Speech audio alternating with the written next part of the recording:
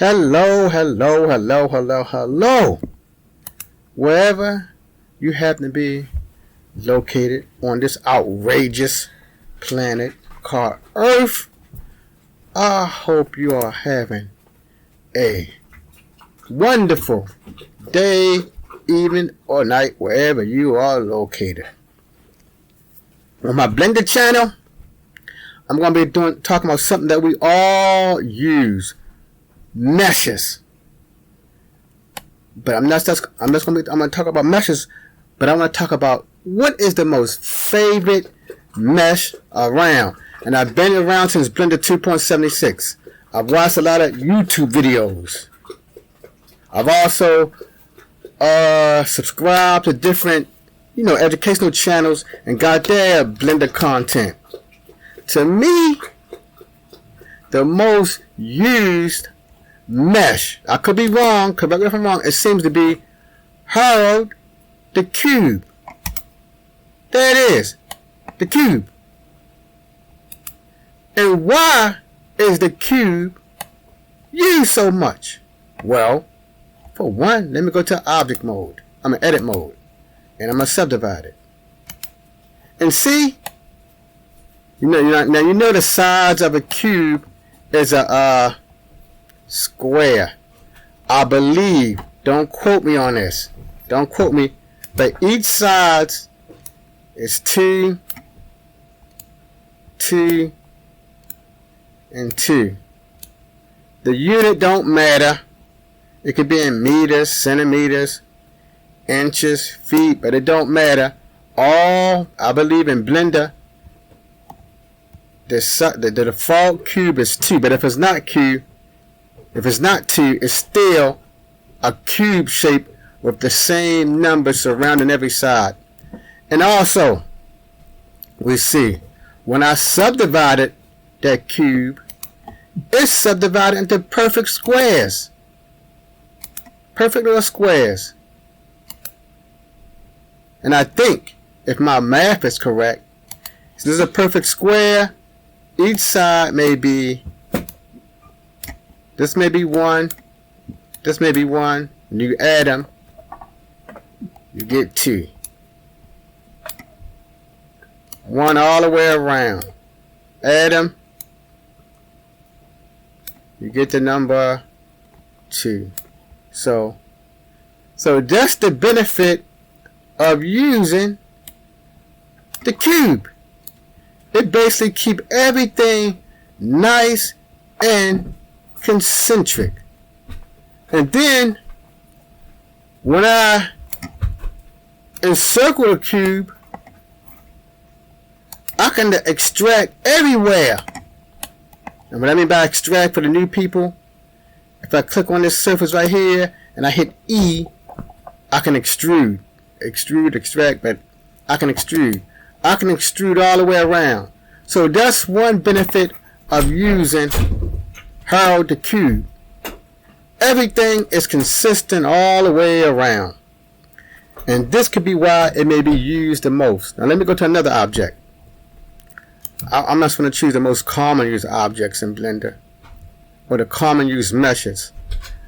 The plane is next. Now, the plane is used a lot if you want to make a surface, ground. But also, if I go to edit mode, let me see. A plane is basically a glorified rectangular shape. You see, because I'm extruding right now. So, the plane is basically just like that cube. And I believe, I could be wrong, I believe the numbers are still concentric all the way around. 2, 2, 2, and 2. And like I said, if it's not 2, it's still the same number going all the way around that plane. So we see right now, you can easily use a plane or a cube when you can create sophisticated meshes. Okay, so I went over that. I will delete it. Okay, I go back to edit mode. I'm in object mode. It's easy to delete in object mode. Delete. Alright, so what's next I'm going to try? I chose plane, I choose cube. I'm not going to do circle, because circle, it's a mesh, but right here, you cannot manipulate it easy. Let me go to edit mode. Extrude. You see? It's not easy to manipulate. You still may use it, but it's not as easy to manipulate as a solid object. So I get rid of that. Mesh again. Circle. A UV sphere. Okay, here's a UV sphere. Now, the strengths of a UV sphere, it's still made to use stuff, but I don't think they use this extensively. I didn't see nobody use a UV sphere extensively. And plus, see, it's not made of one clean object like that cube. It was one solid object, and then I subdivided it. This sphere, UV sphere, is already subdivided for you. For instance, let me go back to our edit mode. I'm going to click on the face select. I'm going to click on the face. Click on the face. And hit E. And there.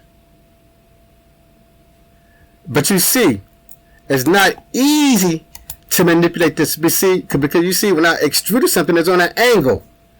With the cube, it's basically linear. And if I want to put it on an angle, I can. And then also, here's another reason why the cube, this UV spin not be used. See right here at the top. At this top, right here. All the points meet right there. Let me see what happens if I extrude that. Let me come down some more. Oops. E for extrude. See, all I can extrude right here at that point is just a point. So, it may not be easy to manipulate this UV sphere. Okay, so I went over the UV sphere. And you see, it's not easy to make a human body with this. Because, you know, the human body is more rectangular. This is more spherical. You would have to do a lot of adjustments if I was making a type of organic figure. Alright, so let me... Now, the good thing about this, if I want to make a planet, or a ball, basketball, baseball, then I will come right here. This is good for making just spherical objects. Baseball, basketball, maybe even a football, American football. I probably will use this. Let me go on. I chose plane, cube, UV sphere, icosphere. Let me go back to edit mode. Let me select everything. Oops. Sorry for select. Oh, hit A. Let me go back to object mode. Okay, I did select this. Yes, I select it. Go back to edit mode. A. I don't know. This may be the wrong one. Let me get rid of this. So sorry for that mistake, everyone. Alright, it's clean. So let me go to add, mesh, icosphere. Okay, so now the icosphere, again, it's a nice shape. I can use it to make a football, basketball, baseball. Let me go to edit mode and subdivide it. But it's not a clean sphere. It's not. I'm going to subdivide it and let's see what happens. And you see, it's still don't. Look at the edges of it. The edges.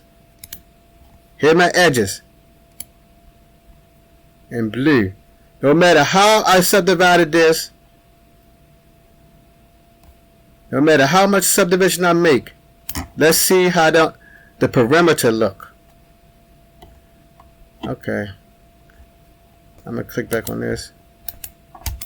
Oh, so inside it gets subdivided. But then, when it's subdivided, it's made of a bunch of triangles. And from what I know of the 3D world, they don't like to use triangles. They love quads. They love quads. But the thing is, with this, let me see, what mesh was this called? With this mesh, it was called the icosphere. And when I came back to object mode, I don't see It hasn't changed much the way it look. Let me go back to edit mode. I see it. I thought a subdivision, but it still got that basic shape. Let me erase this. What I mean, it got that basic contour. Let me erase this. Let me go back. I erased it. It still got that basic triangle right here.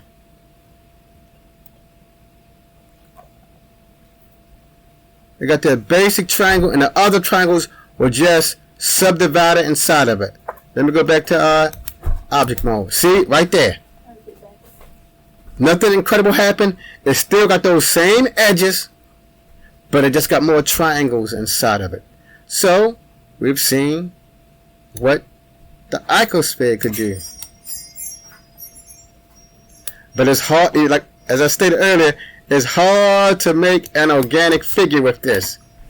A human, an insect, a bug. It's hard. Alright, what else can I choose? Let me click on this, delete it. Then I'm going to just add one more mesh, and then you have an idea. The next one is the cylinder. Okay, there's my cylinder. Now, you may ask, what good is a cylinder? A cylinder does have some purposes to it. Now, let me go to edit mode. And you see, it's still, if I extrude, let me go back to face select. I'm going to extrude something. I'm going to extrude one of these faces. Extrude. So you see, it's still hard to make. I can make a humanoid with it. I can make a person. I may try one day too. But look at this. If this is my arm, from here, the whole thing is an arm. I will have to use subdivision. Or, I'm sorry, those loops. I will have to hit Control R and add those loops in there, like I'm doing now. Then I can extrude and make it. But there is a fault with this. Here is the fault. I'm gonna hit Z a couple times. I'm gonna hit A. Then I'm gonna subdivide this. It's been subdivided, but you see everything is still linear for the most part. But look at the top part. Look at the face. Look at the face. I'm gonna hit A again. Subdivide.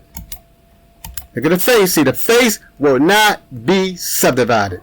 And if you don't know why, it's because most definitely in Blender, you can only subdivide a quad surface. You can only subdivide a surface that has 4 edges to make up a quad. Now the edges don't have to be parallel. They don't. They can be rhombus shaped, parallelogram shaped, etc. But it has to have those 4 sides. This, if I click on my edges here, I'm gonna zoom in and click on the edge. Here's edge 1, edge 2, edge 3, edge 4, then I stop. Edge, see? Not 4 edges connected together. And that vertex, some of that vertex have to be shared. 5, 6, 7. I have in edges.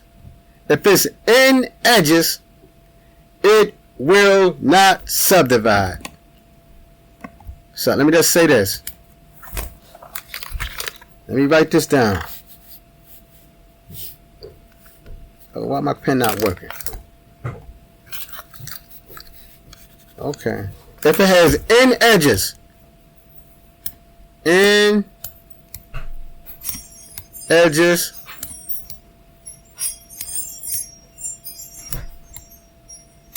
no subdivide.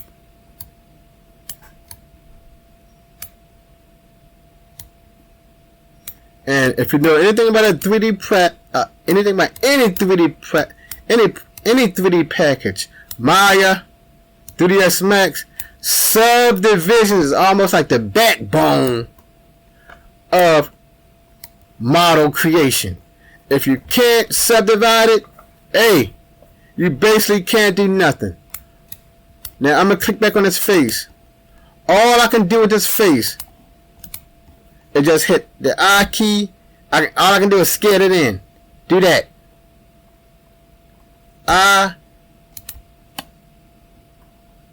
But but I am making those I am making geometry now. But you said you would have to always keep hitting the I to make it, until you have to hit I so much until you make it like, you know, like a point right here. And you see, it looks sort of ugly when I stop adding those hitting the I key. So that's why this cylinder may not be used as much as the beloved cube, because by default you cannot subdivide the circular portions because it's made of n-gons.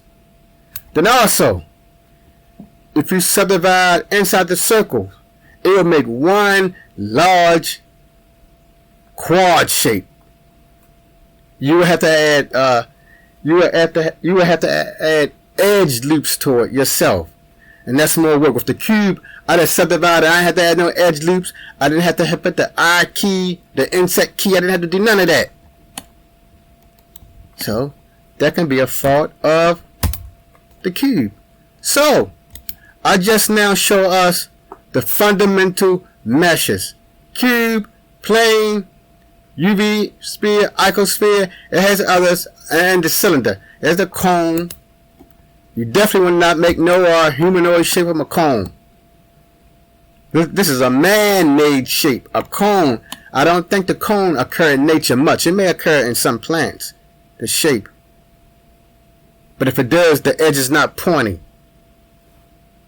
The cone, not good for organic things. The Taurus, this definitely is not good for organic things. The major thing I can think of for a Taurus is if you want to make chains. Make a chain with the Taurus. It's good for that.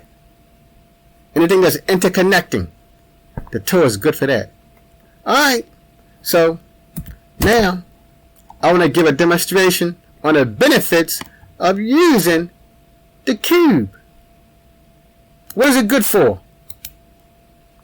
I'm gonna click on my animal. Zoom in. Right here. And I've seen this many of times. You probably have seen it too. To make the horse, I'm gonna put something right here. I'm gonna put at the bottom cube. The cube.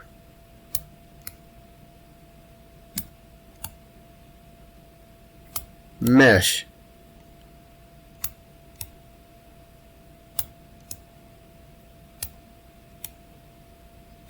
With the horse. Usually, from what I've seen, over there, it may be a cube right here. I wonder if I should change the color of this.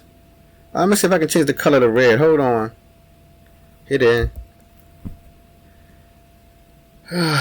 Go to view. Create item. Okay, how I get to my layer? Oh, right here. Annotate. I'm gonna choose red. Alright, oh, that looks down like that color. Should I choose yellow or green? Yeah, green, that's the best one. Let me see this. Nope. Green at best. I can see that a little bit better. Let me see. I already chose that blue. Red. Okay, blue. That's the best one. You can definitely see that. This. Now I'm just gonna make it with my a rectangle. Imagine this is a cube. With this cube, I can make this. I can extrude it, make the head. Extrude it some more, make the back with the cube. Then you just extrude some more and make some legs. That's the beauty of the cube. So I'm just showing you why people might use that cube so much. It can easily make this horse, this organic shape right here. And then, if you want to make it more softer, you know, you can add a modifier like subdivision surface. Alright, what's the next one? Alright, my next organic shape is a car. You know, a car starts off. I'm going to choose a different color for this. I'll choose yellow. It's a cube. I will sketch the cube here. Here's the basic cube shape. Right up in here. Then you have the cube going back. Then you have the cube going this way. And that way. And then from there, you start pulling and yanking and making certain stuff. And you already see the car is already basically in that cube-like shape. Again, we see why people love using that cube so much. It's definitely used to making that car. My next one. Insect. I'm going to choose red. My insect. I think yellow will do. Here's the cube shape right here. Now you know you can make adjustments to the cube. You might say the cube don't have to be, the sides don't have to be parallel. That's a cube. Now come up here. Here's a cube. The legs, you just extrude the cube out. On and on and on. On and on. And you just do, and for this, you know, you can use there's a card. Proportional editing.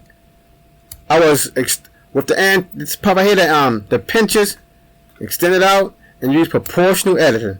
But that famous cube shape. So we see right here how the cube is used extensively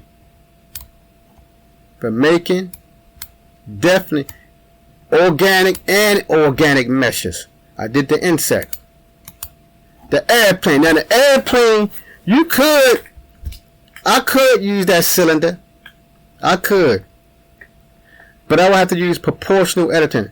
But most of us probably will use the cube shape. Here's the cube right here. For the wings, I just can add some edge loops and just pull the cube out here. Right here, I just can hit the scale key for this line, for this edge, and just squeeze it in.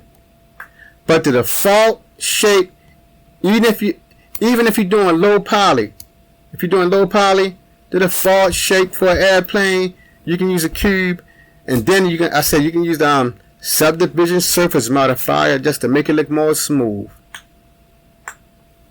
And then right here in the nose part, I definitely know if I use the cylinder, I will have to do some work to make this, you see how it is, this incline right here, I will have to do some work to make that incline. But this cube can still make this. Or you can use the cylinder with some work. Because remember, when we looked at the cylinder, I cannot pull an edge out. I will have to like inset to make the edge and the center of my circle on the edge of my cylinder. Let's keep going. Let's see why the cube is so beneficial. My next shape, and I think this is my last one, a sign. You see this clear as day. Now this is two shapes made here. It's two of them. Here's my cube right here.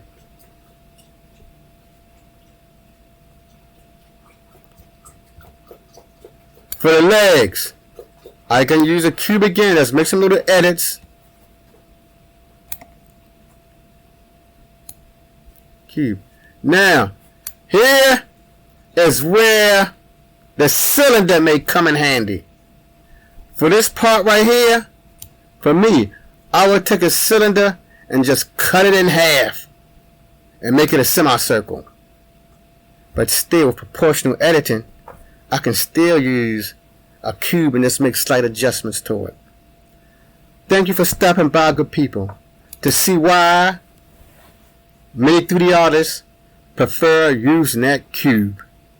It's one of the easiest meshes to manipulate. As I like to say before I leave, to the people who just now started using any 3D package, Blender included, don't get frustrated. Don't give up. Don't quit. If you're a beginner, all of us was at your stage. All of us were beginning 3D artists. All of us. We all struggled. We all have our moments where we wanted to like throw in a towel. But those people who are at the top of the 3D world, those 3D artists who are at the top of the 3D world, they did not throw in a towel. And you see, because they did not throw in a towel, they're some of the greatest 3D artists in the world. My motto to you is, don't stop, don't quit, keep learning. I keep learning. We all are rooting for you. We're pulling for you. I'm pulling for you. The Blender community pulling for you. And the 3D artists in general community is pulling for you. I don't care if it's Maya, Cinema 4D, Houdini. We all are pulling for people to keep learning. So keep learning. Until the next time, Blender family, 3D family, peace.